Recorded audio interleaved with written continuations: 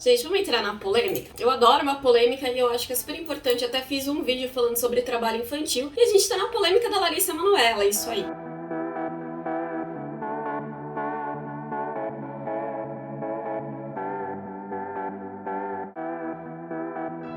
Gente, a questão da Larissa Manoela tem diversas vertentes. Vamos se aprofundar primeiro na parte trabalhista, para depois eu também tecer alguns comentários aqui com vocês. Primeiro ponto, questão trabalhista. Vale lembrar, tem um vídeo falando sobre trabalho infantil, eu até dei o exemplo da Larissa Manoela para vocês naquele vídeo. Trabalho infantil, ele é vedado, ele precisa de autorização judicial e acompanhamento do Ministério Público do Trabalho. Falado sobre isso, o que acontece quanto à questão do Ministério Público? Eles vão verificar os advogados, no caso, por exemplo, da TV Globo ou do SBT, enfim, eles vão pedir uma autorização judicial e vão comprovar que a criança está estudando e que o trabalho não vai prejudicar os estudos. Como foi o caso da Maísa, também, né, que ficou mais famosa, até porque a Maísa também, desde pequena, mas ela tá na TV, né? A Larissa Manoela, ela fazia trabalho de modelo e tudo mais. A gente tem essa situação em que precisa-se de uma autorização judicial para e o acompanhamento do Ministério Público. Porém, entretanto, todavia, é só um acompanhamento para verificar se o mínimo de dignidade está sendo preservada para o desenvolvimento daquela criança. A gente precisa lembrar de um caso muito emblemático também, que foi da MC Loma. A Paloma, na época, foi proibida de trabalhar. E por que ela foi proibida de trabalhar? Porque ela abandonou os estudos, porque ela não estava conseguindo se adaptar. Ela veio do Nordeste para São Paulo, para morar em São Paulo, para facilitar o dia a dia dela. Mas aconteceu que ela não conseguia estudar. Então, por conta dela ter abandonado os estudos, o Ministério Público, a justiça sempre fica inerte, tá, gente? A justiça, ela precisa ser provocada. O Ministério Público entrou com um processo e aí ela não pôde mais trabalhar como cantora por um período até que ela voltasse a estudar ou até que ela atingisse a maioridade. Da Larissa Manoela, ela estava regularmente inscrita na escola, ela fazia as atividades e continuava trabalhando. Então não tinha mais o que ser feito, digamos assim. A gente não tem uma lei que preveja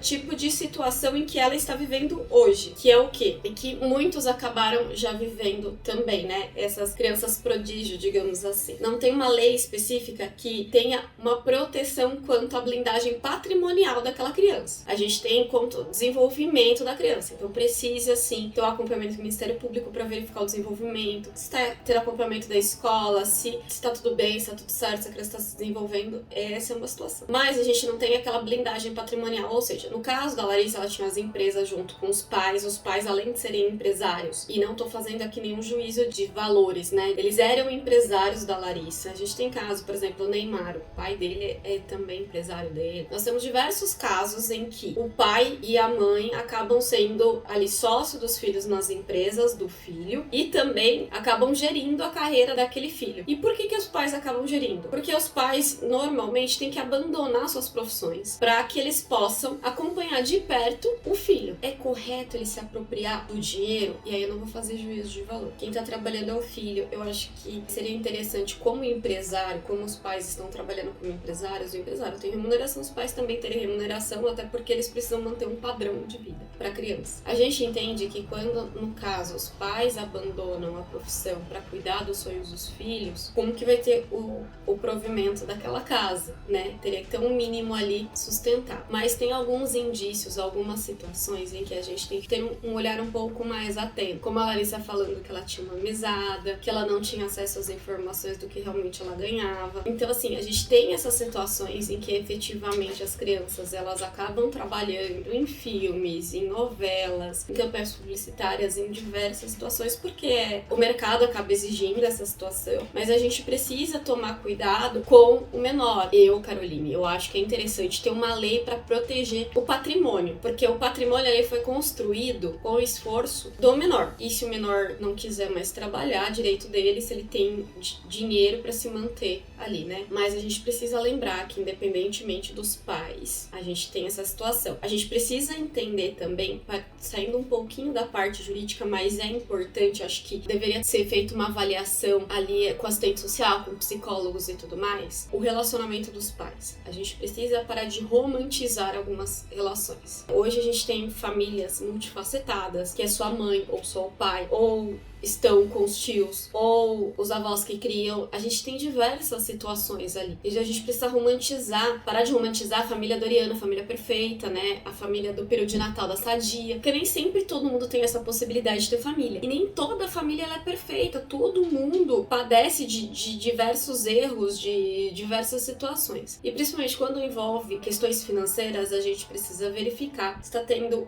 abusos. Não só na parte da família Doriana, em que está as fotos perfeitas, o filho sempre vai amar o pai, é muito difícil o filho não amar o pai. A gente tem essa imposição da sociedade, toda essa cultura que a gente carrega de respeito, a gente tem mandados bíblicos até falam, pai, pai e mãe e tal. Mas a gente também tem, concomitante a isso, pessoas que acabam se utilizando de dinheiro indevidamente. O dinheiro acaba não moldando o caráter, mudando o caráter da pessoa, mas acaba aflorando algo que a pessoa já tinha consigo. Então a gente precisa parar de romantizar essa situação de que, coitado do pai ou coitada da mãe. Também não precisa endemonizar o pai e a mãe. A gente precisa ter certa parcimônia e nós precisamos efetivamente, ainda mais num caso que ficou tão notório assim como o da Larissa, de leis que preservem não só o desenvolvimento intelectual do menor, mas também blindem o patrimônio do menor, para que ele possa ter acesso à maior parte do seu patrimônio, sei lá, com 18 anos. A gente precisa estudar as possibilidades ali, para que não tenhamos problemas tão sérios e tão graves assim, e até a destruição de famílias, né, que